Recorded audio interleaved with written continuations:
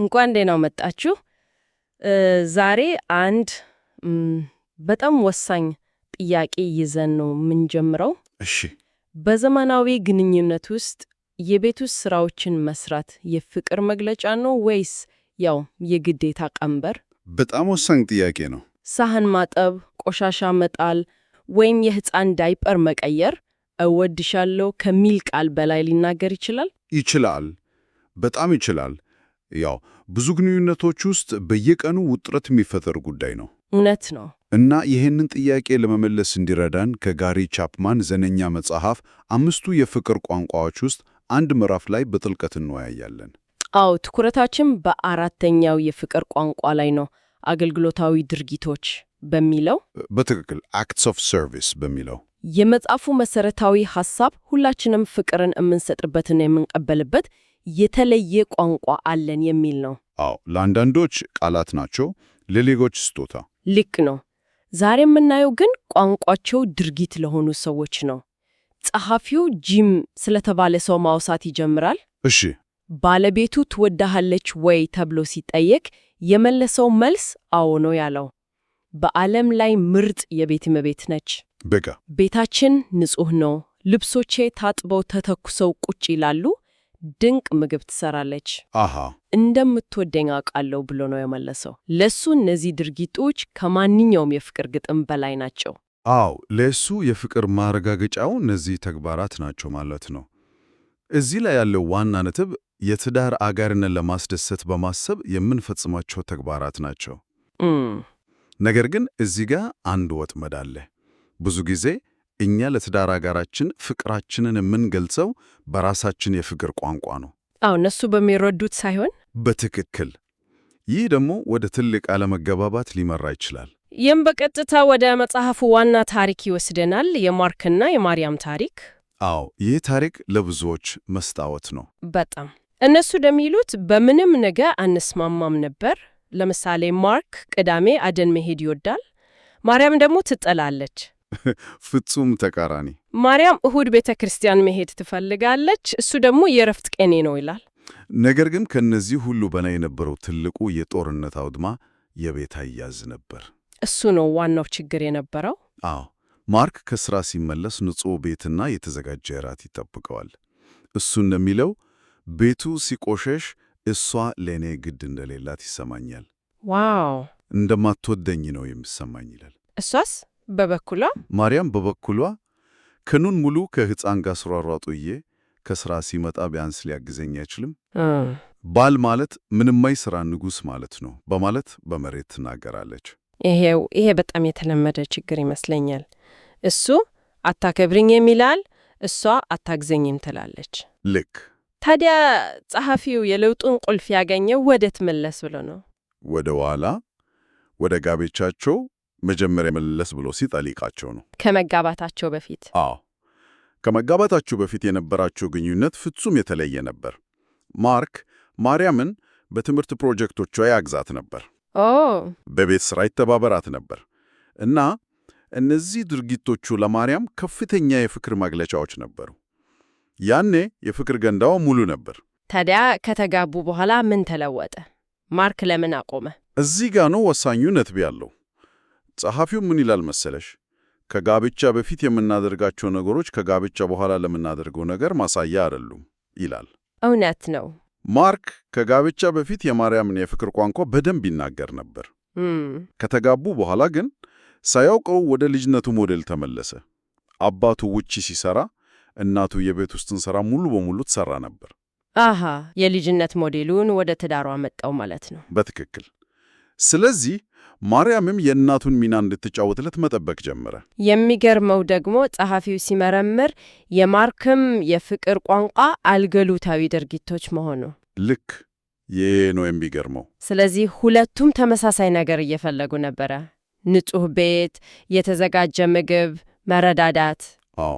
ነገር ግን ሁለቱም የራሳቸውን ፍላጎት ብቻ እያዩ አንዱ ለሌላው ያንን ቋንቋ መናገር አቁመው ነበር። በትክክል። ሁለቱም የፍቅር ገንዳቸው ጎድሎ ነበር። ሁለቱም የምፈልገውን እያጣሁ ነው እያሉ ይጮኻሉ። ነገር ግን አንዱ የሌላውን ጩኸት አይሰማም። ማርያም በትችትና በወቀሳ ስትቀርበው እሱ ይበልጥ ወደ ራሱ ቅርፊት ውስጥ ያፈገፍጋል። እሱ ደግሞ በዝምታና ባለመርዳት ሲቃጣት፣ አዎ እሷ ይበልጥ ምሬት ውስጥ ትገባለች። ፍጹም አዙሪት ውስጥ ገብቶ ነበር። እሺ ችግሩ ግልጽ ነው። ሁለቱም የሚፈልጉትን አያገኙም። ነገር ግን መፍትሄው ያው ዝም ብላችሁ ተረዳዱ ከሚል የቆየ ምክር ልክ በጣም ስልታዊ ነበር። በጣም መፍትሄው ዝርዝር ማዘጋጀት ነበር። ይህ ግን ትንሽ ግር አይልም? ፍቅርን ወደ ግቢት ዝርዝር መቀየር ማለት አይደለም። አንቺ ይህን አድርጊ እኔ ያንን አድርገዋለሁ ሲባል የፍቅሩ ስሜት የት ይገባል? በጣም ጥሩ ጥያቄ ነው። በውጫዊ መልኩ ሲታይ እንደ ጉዳድ ሊመስል ይችላል። አዎ። ነገር ግን የዝርዝሩ ኃይል ያለው ይዘቱ ላይ ሳይሆን ከበስተጀርባው ባለው ስነ ልቦናዊ ለውጥ ላይ ነው። እሺ እሱ ምንድን ነው? ለውጡ ከትዕዛዝ ወደ ጥያቄ መቀየር ነው። ማርያም ለዓመታት ስታደርግ የነበረው ቤቱን አታጸዳም፣ ቆሻሻውን አትልም የሚሉት ትሽቶችና ትዕዛዞች ነበሩ። አዎ እንደ እናት ነው የምትቆጥረው ማለት ነው። ልክ። እነዚህ ትዕዛዞች ማርክን እንደ ልጅ ያስቆጥሩታል እንጂ እንደ ባል አያዩት። ማንም ሰው ትዕዛዝ መቀበል አይወድም። አሃ፣ ስለዚህ ዝርዝሩ የቀረበው እንደ ትዕዛዝ ሳይሆን እንደ ጥያቄ ነው። በትክክል። ጸሐፊው እንዲህ ይላል፣ ጥያቄዎች ለፍቅር አቅጣጫ ይሰጣሉ። አቅጣጫ ይሰጣሉ። ትዕዛዞች ግን የፍቅርን ፍሰት ያቆማሉ። ዋው! ይሄ በጣም ትልቅ ልዩነት አለው። በጣም። የማርያም ዝርዝር ለምሳሌ መኪናዋን እንዲያጠብላት፣ የሕፃኑን ዳይፐር በመቀየር እንዲያግዛት የቀረበው እነዚህን ነገሮች ብታደርግልኝ እንደምትወድኝ ይሰማኛል በሚል መንፈስ ነበር።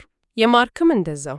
አዎ፣ የማርክ ዝርዝርም አልጋ እንዲስተካከልለት፣ ልጁ ፊቱ ታጥቦ እንዲቆይለት የቀረበው እነዚህ ነገሮች ሲሆኑም እንደምወደድ ይሰማኛል በሚል ነው። ስለዚህ ከወቀሳ ወደ ማለት ፍላጎትን በግልጽ ወደ መግለጽ ተሸጋገሩ ማለት ነው። ለምን አታደርግም ከሚለው ይልቅ ይህንን ብታደርግልኝ ደስ ይለኛል ወደሚለው። በትክክል። ይህ ደግሞ ፍቅር ምርጫ ነው ከሚለው የመጽሐፍ ዋና ሐሳብ ጋር ይገናኛል። ልክ ነው። ምርጫ ሲሆን ማለት ነው። አዎ፣ በትዕዛዝና በማስፈራራት አንድን ሰው አንድ ነገር እንዲያደርግ ልታስገድደው ትችላለህ። ነገር ግን ያ ድርጊት ከፍቅር የመነጨ አይሆንም። እውነተኛ ፍቅር ግን የሚገለጸው አንድ ሰው የትዳር አጋሩን ለማስደሰት ሲል ብቻ አንድን ነገር ለማድረግ ሲመርጥ ያኔ ነው ፍቅር የሚሆነው። አዎ። ማርክ ዳይፐር መቀየር ኖሮት የማያውቅ ቢሆንም ለማርያም ያለውን ፍቅር ለመግለጽ ሲል ብቻ ይህንን ለማድረግ ሲመርጥ ያኔ ነው ፍቅር የሚሆነው። ይህ ግን ወደ ሌላ ትልቅና ከባድ ጥያቄ ይወስደናል። አገልግሎት መስጠትና መርገጫ መሆን መካከል ያለው መስመር የት ነው? ወሳኝ ጥያቄ ነው። በተለይ በአንድ ግንኙነት ውስጥ የኃይል ሚዛን መዛባት ካለ አንዱ ወገን ለማገልገል የሚመርጠው ከፍቅር ሳይሆን ያው ግንኙነቱን የማጣት ፍርሃት ሊሆን ይችላል።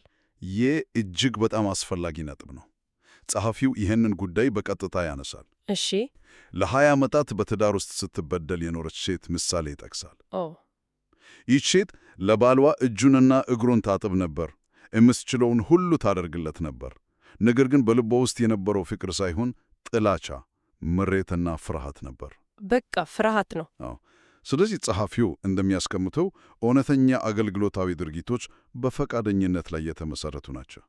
ከፍቅር የሚመነጭ አገልግሎትና ከፍርሃት የሚመነጭ ባርነት ፍጹም ተለያዩ ነገሮች ናቸው።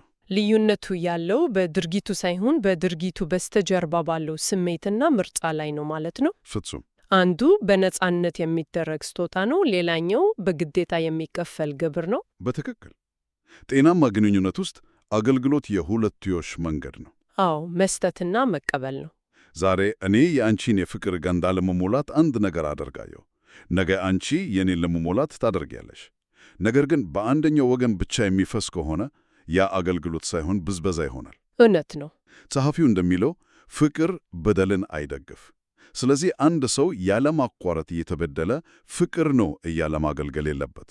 እዚያ ላይ ወሰን ማብጀት ያስፈልጋል። እሺ፣ ይህንን ነጥብ ግልጽ ካደረግን ወደ ሌላኛው ትልቅ መሰናክል እንለፍ። ይህም ስለ ጾታ ሚናዎች ያሉን የተዛቡ አመለካከቶች። አዎ፣ የማርክ ዋነኛ ችግር እሱ ነበር።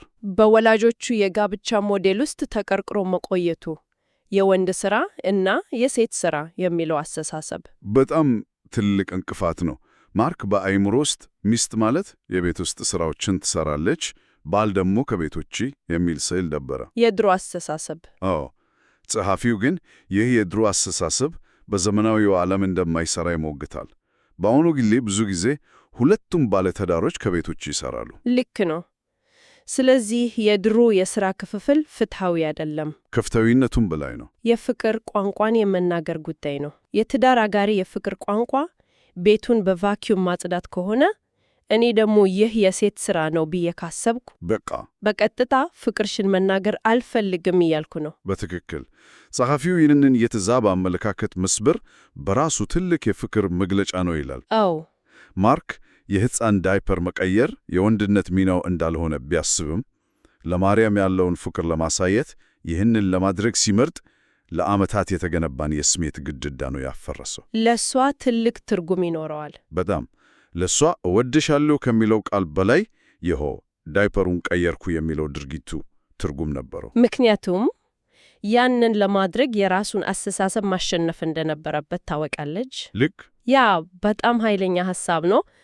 ፍቅር አንዳንድ ጊዜ ከምቾት ቀጠናችን ወጥተም ለምደነው ከኖርነው አስተሳሰብ ተላቀን የምናደርገው ነገር ነው ማለት ነው። ምንም ጥርጥር የለውም። እውነቱን እንነጋገር ከተባለ ቫኪዩም ማድረግን የሚወድ ሰው አለ። ስለዚህ አንድ ሰው ይህንን ላንቺ ካደረገ ያ ከልብ የመነጨ የፍቅር መግለጫ መሆኑ አይቀርም። በጭራሽ። ቁም ነገሩ ይሄ ነው። የትዳር አጋራችን የፍቅር ቋንቋ አገልግሎታዊ ድርጊቶች ከሆነ ለእነሱ ዋጋ ያላቸውን ነገሮች ማወቅና እነዚያን ለማድረግ መምረት ነው። ማወቅ፣ እሱ ነው ዋናው ነገር። አዎ። ብዙ ጊዜ እኛ ለትዳር አጋራችን ጥሩ ነገር እናደርጋለን ብለን የምናስበው ነገር ለእነሱ ምንም ላይመስላቸው ይችላል። ልክ ነው። እኔ ለምሳሌ ባለቤቴን ለማስደሰት መኪናዋን ባጥብላት፣ እሷ ግን በቋምነት የምትፈልገው እኔ ቆሻሻውን እንድጥልላት ከሆነ እኔ የምናገረው ቋንቋ ለእሷ ትርጉም የለውም። ታዲያ ይህ ሁሉ ምን ማለት ነው? መጀመሪያ ላይ ወደ ጠየቅነው ጥያቄ ስንመለስ አንድ ድርጊት ግዴታ ወይም ፍቅር መሆኑን የሚወስነው ምንድን ነው? የሚወስነው ከበስተጀርባው ያለው ሐሳብ ነው። መንፈሱ ማለት ነው። አዎ፣ መንፈሱ። ሳህኑን የማጥበው የእኔ ተራ ስለሆነና ካላጠብኩ ንትርክ ስለሚነሳ ከሆነ ያ ግዴታ ነው። ነገር ግን ሳህኑን የማጥበው የትዳር አጋሬ ከረዥም ቀን በኋላ ደክሟታል፣ እኔ ይህንን ሳድርግላት እፎይታና ፍቅር ይሰማታል ብዬ በማሰብ ከሆነ ያው ድርጊት ወደ ፍቅር መግለጫነት ይለወጣል። ድርጊቱ አንድ ነው፣ መንፈሱ ግን ፍጹም የተለየ ነው። ፍጹም የተለየ። ስለዚህ ቁም ነገሩ ትኩረት መስጠትና የትዳር አጋራችን በትክክል ምን እንደሚፈልግ ማወቅ፣ ከዚያም ያንን ለማድረግ መምረጥ ነው። ልክ። መጽሐፉ ይህንን ለማድረግ አንድ ቀላል ጥቆማ ይሰጣል። ዝም ብሎ ከመገመት ይልቅ በቀጥታ መጠየቅ። አዎ። በዚህ ሳምንት አንድ ልዩ ነገር ባደርግልሽ ምን እንዲሆን ትፈልጊያለሽ ብሎ መጠየቅ። አዎ። ይህ ጥያቄ በራሱ ትልቅ ኃይል አለው። እንዴት? ምክንያቱም ለአንቺ ግድ አለኝ፣ ፍላጎትሽ ያሳስበኛል፣ እናም ላስደስትሽ እፈልጋለሁ የሚል መልእክት ያስተላልፋል። ከግምት ወደ ትክክለኛ መረጃ ይወስደናል። በትክክል። መልሱ ምናልባት እኛ ፈጽሞ ያላሰብነው ቀላል ነገር ሊሆን ይችላል። ለምሳሌ ለ15 ደቂቃ ብቻ ሕፃኑን ያዥልኝ እና ሻወር ልውሰድ እንደማለት ቀላል ነገር፣ ነገር ግን ያ ድርጊት የፍቅር ገንዳውን ይሞላል። ይህም ወደ መጨረሻው አሳሳቢ ጥያቄ ይመራናል። ፍቅር ምርጫ ነው የሚለው የጸሐፊው መከራከሪያ እውነት ከሆነ እውነት ነው እና አገልግሎታዊ ድርጊቶች ይህንን ምርጫ የምንገልጽበት አንዱ መንገድ ከሆነ የዕለት ተዕቅድ የቤት ውስጥ ሥራዎችና ኃላፊነቶችን እንደ ግዴታ ቀንበር ሳይሆን የትዳር አጋራችንን ለመውደድ በናቅጥ የምንመረጥባቸው አጋጣሚዎች አድርገን ብንመለከታቸው በግንኙነታችን ላይ ምን አይነት መሰረታዊ ለውጥ ሊያመጣ ይችላል? ይህንን አስተሳሰብ መቀየር በራሱ አብዮት ሊፈጠር ይችላል። አብዮት? አዎ። ምክንያቱም በቀን ውስጥ የምናደርጋቸው በመቶዎች የሚቆጠሩ ትናንሽ ነገሮች ትርጉማቸው ይለወጣል። አልጋ ማንጠፍ የጠዋት ግዴታ መሆኑ ቀርቶ የፍቅር መግለጫ ይሆናል። ለትዳር አጋሬ ሰላማዊና የተስተካከለ ክፍል እየሰጠው ነው የሚል የፍቅር መግለጫ ይሆናል። ራት ማብሰል ከድካም በላይ የትዳር አጋሬን በአካልና በስሜት እየመገብኩ ነው የሚል ትርጉም ይዛል። ይህንን አስተሳሰብ ሁለቱም ወገኖች ከተጋሩት በቃ ቤቱ የሥራ ቦታ ሳይሆን የፍቅርና የመተጋገዝ መድረክ ይሆናል።